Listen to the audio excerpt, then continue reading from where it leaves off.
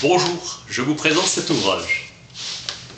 Édouard Hanslick, du beau dans la musique.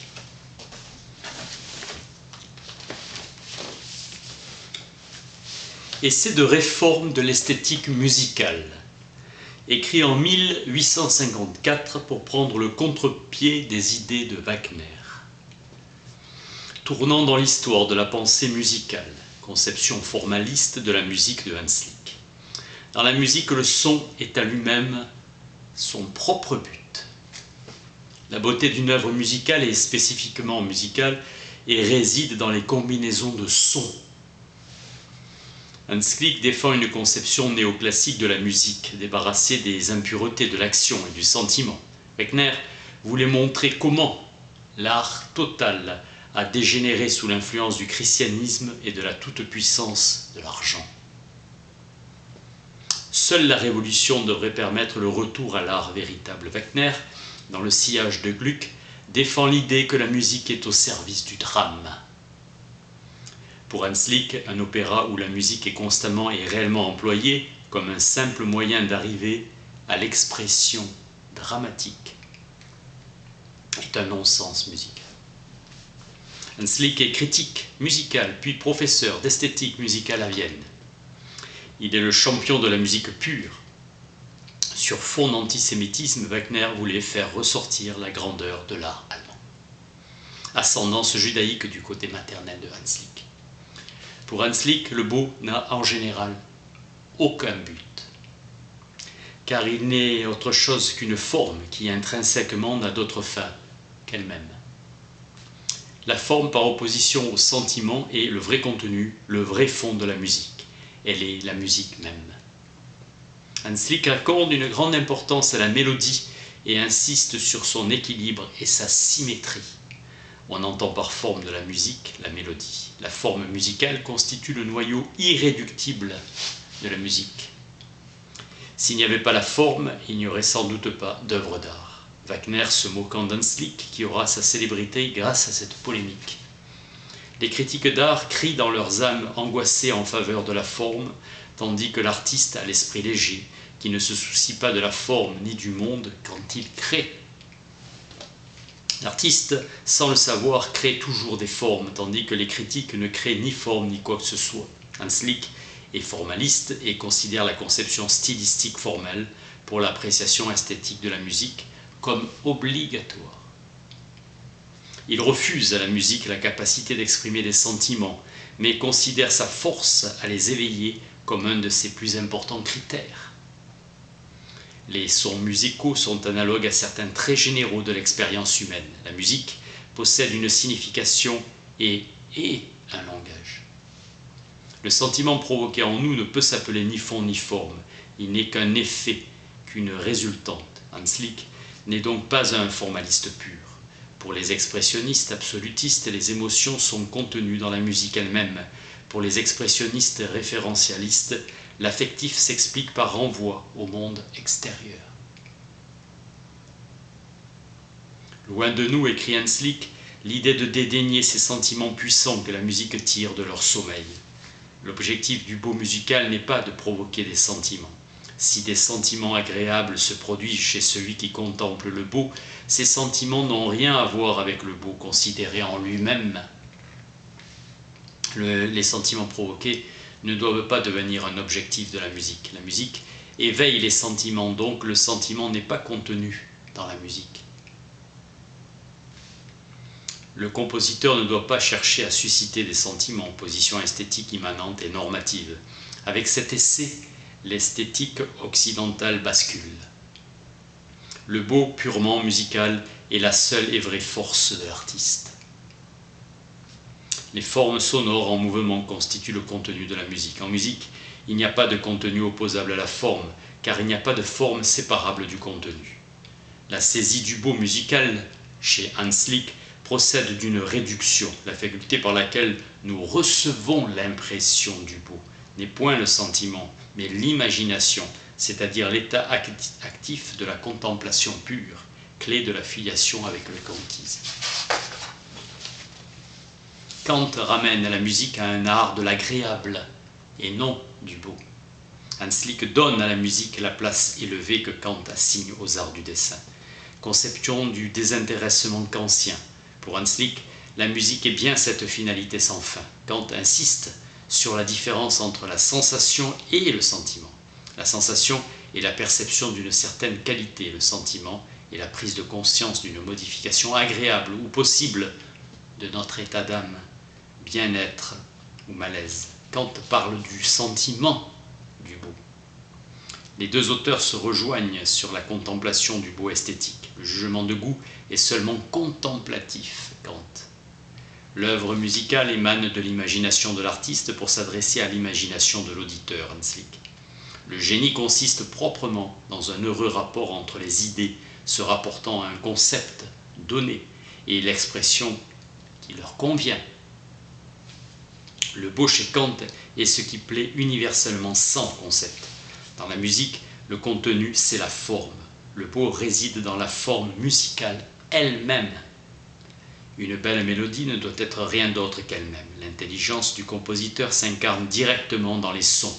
Inutile de chercher les sentiments du compositeur au moment de la gestation de l'œuvre.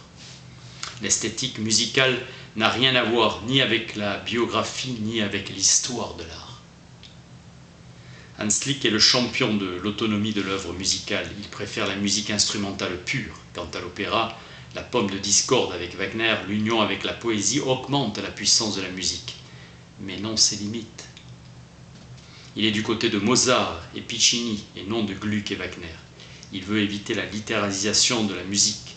L'interprète est secondaire.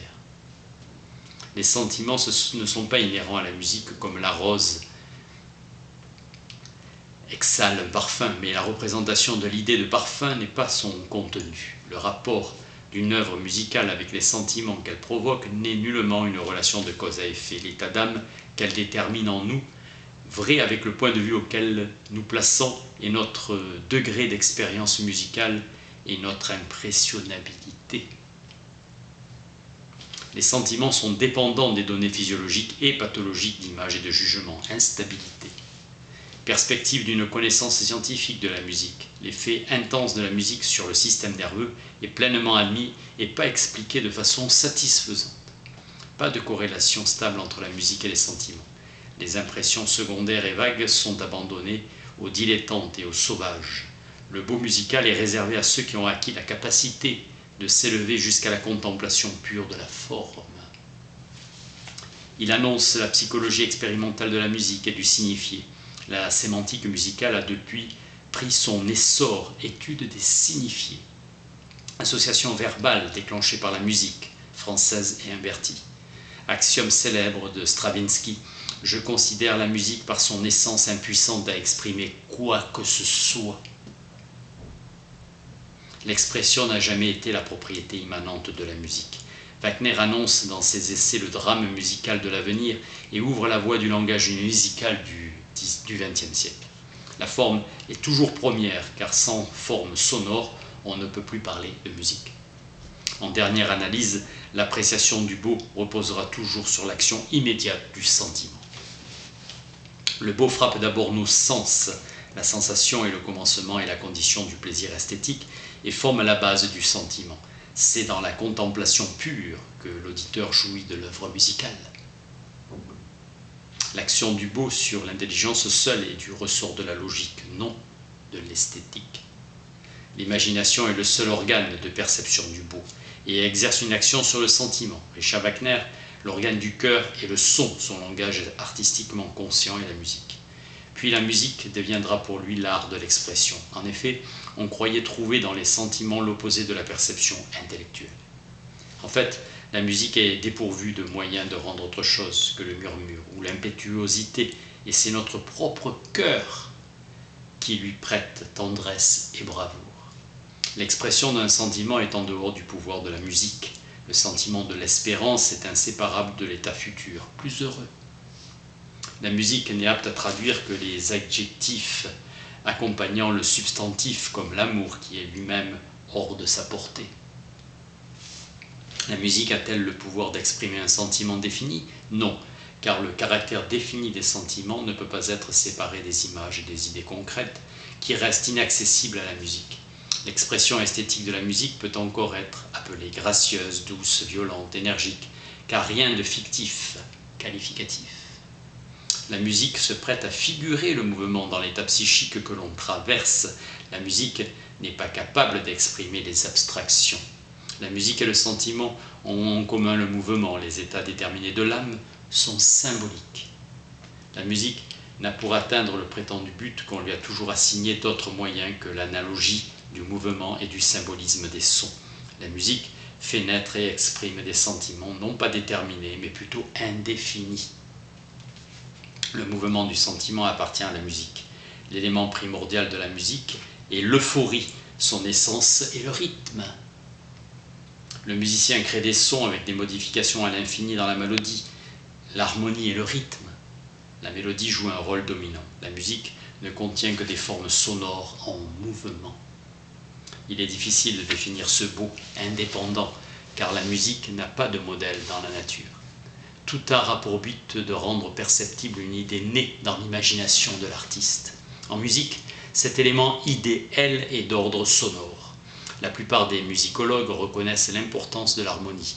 La théorie philosophique de la musique aurait d'abord à rechercher ce qui, dans le domaine spirituel, correspond nécessairement à chaque élément musical et la nature de ce rapport. La musique est de tous les arts celui qui fait la plus grande consommation de formes et dans le moindre espace de temps. Tel Mozart, la nature la plus musicale de toute l'histoire de l'art, qui transformait en musique tout ce qu'il touchait. Beethoven s'aidait en esquissant tel ou tel événement ou état d'âme pour mettre en œuvre l'unité musicale voulue. Hegel a fait fausse route en parlant de musique, n'a rien substituant son point de vue à celui de l'esthétique pure. Le beau dans la musique n'a rien de commun avec les mathématiques. Rien n'est calculé dans une conception musicale, bonne ou mauvaise. La part des mathématiques est la même que dans les autres arts. Le compositeur, pendant qu'il crée, est dans une disposition d'esprit dont on peut imaginer l'élévation, car il s'agit de faire sortir le beau du puits de l'imagination. Enthousiasme. Le sentiment est très développé chez les compositeurs comme chez tout poète. C'est un chant intérieur qui pousse le musicien de talent à composer.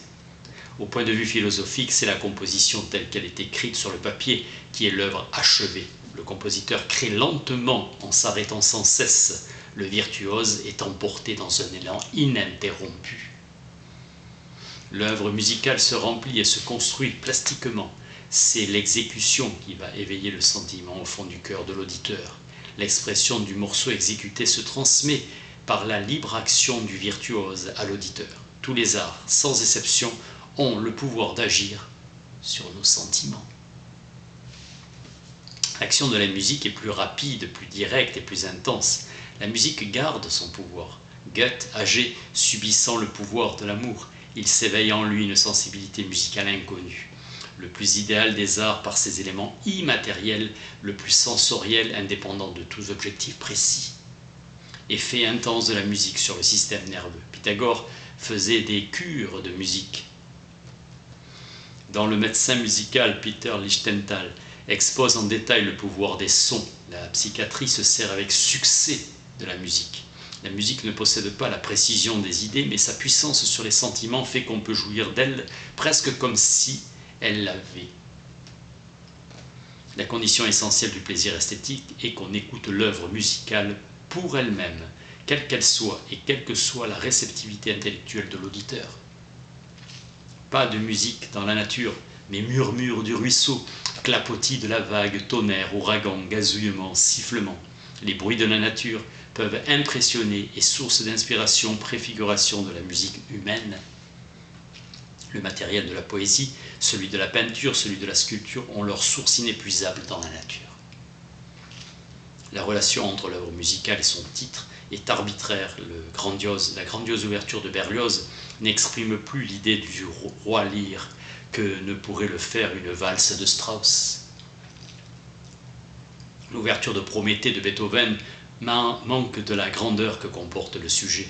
La musique peut-elle avoir un contenu? Non, dit Rousseau. Kant, Hegel, Herbart et Kellert, Lotz et Helmholtz Oui, pour le grand nombre et de vrais musiciens, pour eux c'est le dogme contre l'hérésie. Comment l'art qui élève et enthousiasme nos âmes serait vide de contenu. La recherche du moi, du vrai, exige qu'on s'entende sur le sens des mots. Le contenu d'une chose, c'est ce qu'elle contient. Le contenu est différent du sujet. La musique n'a pas de contenu, pas plus de matière dans le sens de sujet traité. Car Lert, la musique ne se décrit pas avec des mots comme la peinture. La musique se compose de combinaisons et de formes sonores qui n'ont d'autre sujet qu'elle-même, rappelant l'architecture ou la danse. Chacun peut apprécier et caractériser suivant son tempérament. Non seulement la musique parle au moyen des sons, mais encore elle n'énonce que des sons. Le musicien ne peut pas représenter un sujet défini comme dans une peinture, ni d'une manière ni de l'autre. Le poète seul a la faculté de peindre avec précision, car il peut raconter. Axiome, quand il est question du contenu de la faculté de représentation de la musique, il ne faut se référer qu'à la musique instrumentale pure. Lessing, avec clarté, dit que le poète est fort de la précision du langage, alors que le peintre ou le sculpteur, avec la toile ou le marbre, nous en donnera seulement l'image. Un sentiment ne saurait servir de contenu à un mouvement de symphonie. L'esthétique et le critique n'ont guère compris toute l'importance du thème principal. Pourtant, le thème seul révèle déjà l'esprit qui a créé l'œuvre entière. La musique à l'étincelle du feu divin, aussi puissante que celle que produit le beau dans tous les autres arts. En lui refusant le contenu, nous lui conservons sa valeur. Signification spirituelle, les formes musicales sont belles, libres, création d'un esprit qui travaille sur un matériel que l'esprit peut pénétrer. Hopfmann, en écoutant les opéras de Gluck, j'avais l'impression que le compositeur cherchait la vérité. Mais non, une vérité dans la musique, seulement une vérité dans le texte, ainsi sa musique devient fausse.